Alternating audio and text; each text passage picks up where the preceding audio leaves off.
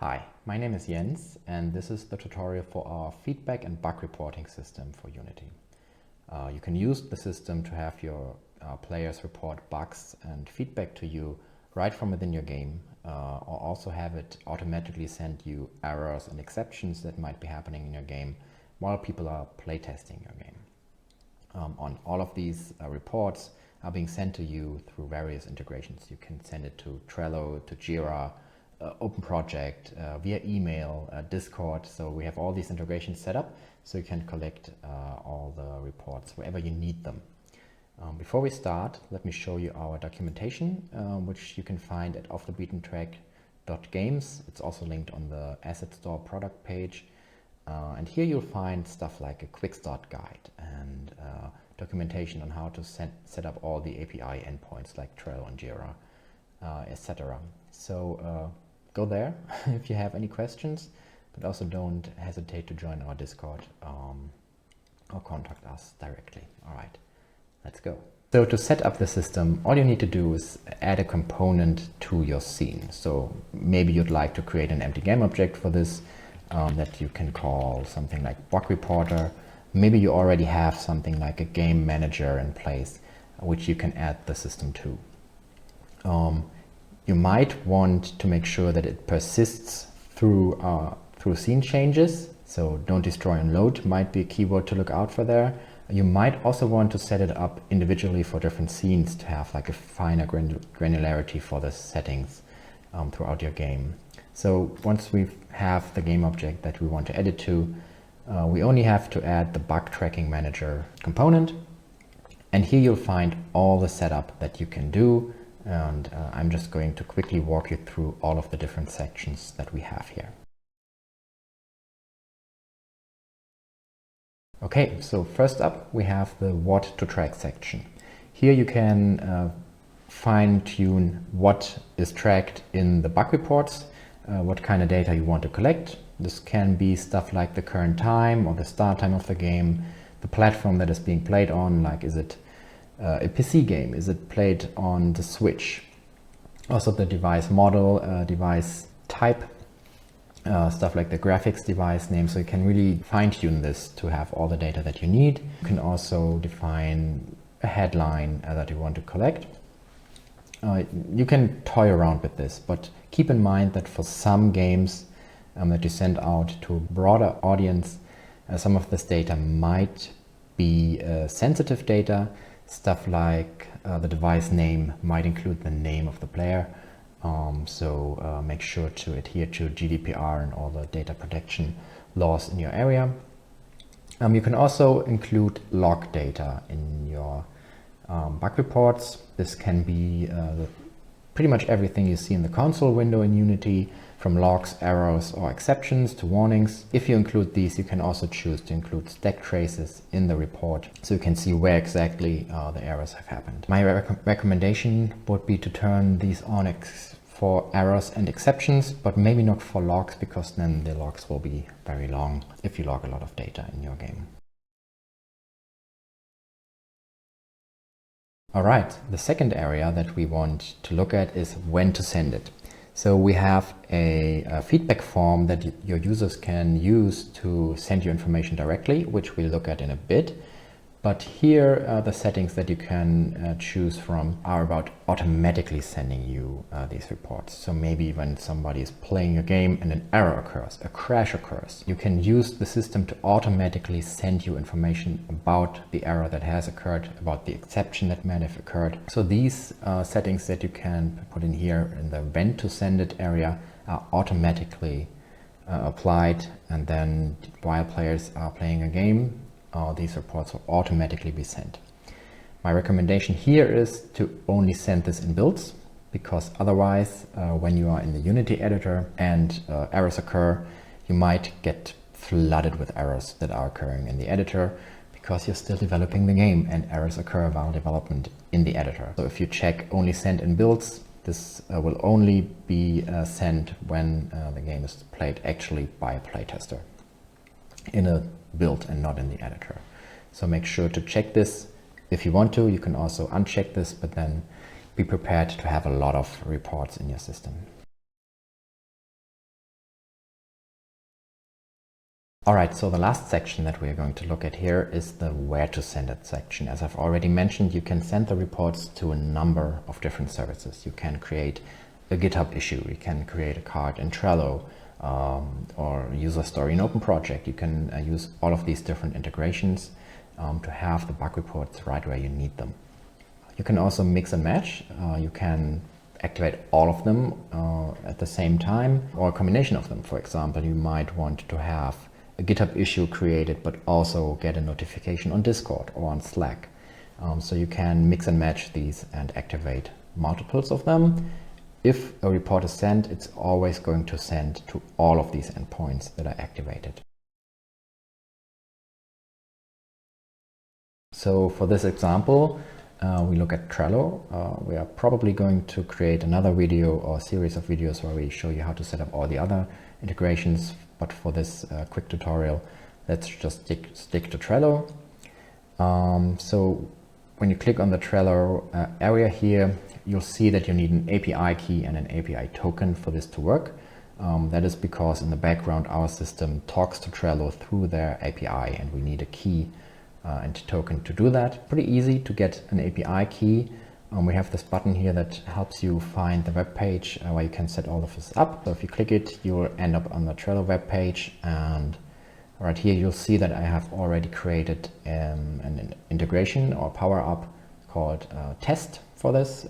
If you don't have one, you can hit the new button here, but this is very Trello specific, and then you'll see the API key here. Once you have it, you can copy it here with the copy button and then paste it to your Unity setup. So once we have that, we can get the API token, and that is our login, so to say, to this integration. So when I click get, we'll end up on this page and see what the system is going to have access to. I'm just going to hit allow here, and then we'll see this access token, which we'll also copy and paste into Unity. Once we have these two things set up, we can load a list of Trello boards, which is going to be the board where all the bug reports are being sent. So you'll see I have quite a lot of them here. Let me just look at off the beaten track, and then we'll load which lists are on that page, on that board, and I'll use the bug reports list. Here we have the board. I'm just going to clear it. So this is the board that we have selected in Unity already. And now I have this create test report button, which is going to test the setup if a report can be created on Trello with this API key. I recommend always hitting this when you try to set up an integration. We get a notification that there's success sending a report to Trello. And let's look at Trello, and we see that we have a test report set up in Trello full with an image, a user comment, and a headline. So everything worked. If you send a report from your game, you're not going to get our logo, but a screenshot from the game, hopefully. A stack trace would appear here in the description.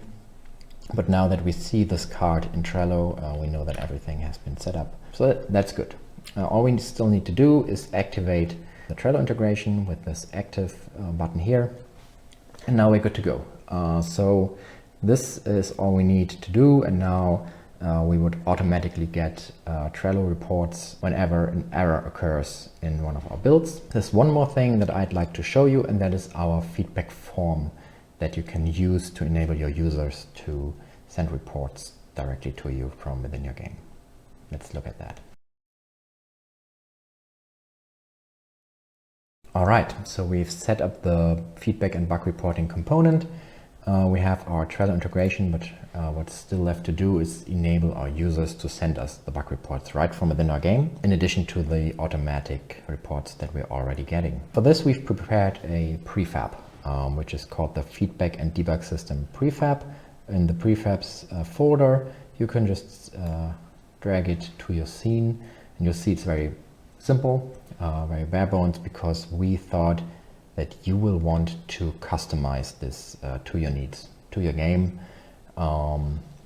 If this is something that you'd like to see maybe different versions of or prettier version of, let us know, and we'll add maybe different styles of prefabs or forms to the system. But for now, the idea was to have you customize it. But it comes with all the functionality that you need. You see we have a button to take a screenshot, a button to close the form again, and then a submit button.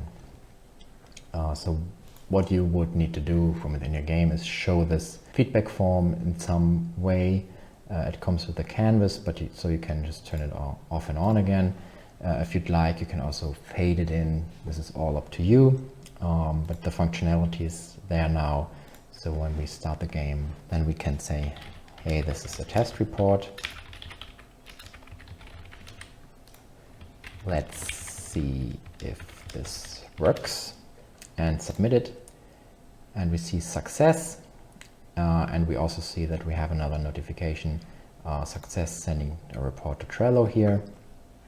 So hopefully when we go back to Trello, we'll see the, hey, this is a test report, report right in Trello. So that's good. Everything seems to be working. Cool. So this is the feedback form that you can customize.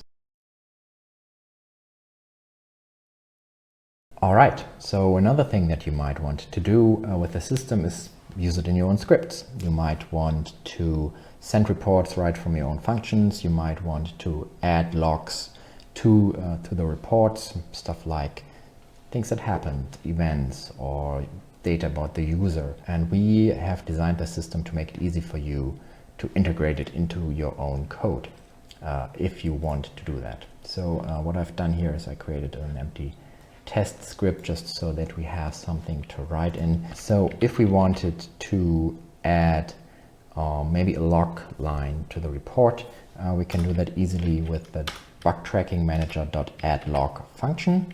So since we are in the start method, I can write the game has been started, and now this is going to be added to the log whenever the game is started because it's in our start method. It's as easy as that. You can pass strings to this, and then they will automatically be timestamped in the background. So in the report, you'll see the timestamp for the string. And the way to send a report is also pretty similar. You will just use the bug tracking manager.sendReport method. You can use it like this, and the report is going to be sent just as is. You can also customize it a little bit. You can give it a headline, which is the title of the bug report. So we can call it test report. You can also add some notes to it.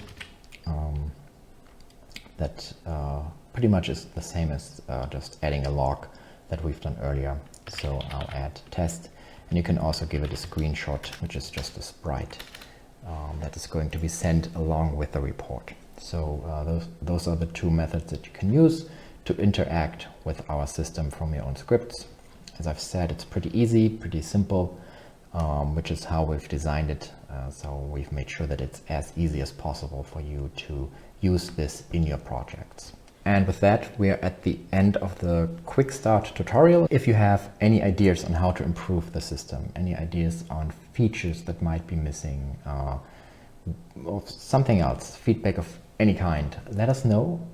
We are still actively developing the system, and we are also using the system in our own projects. So this is something that we are ourselves using and also interested in adding cool new features because we'll make use of them as well.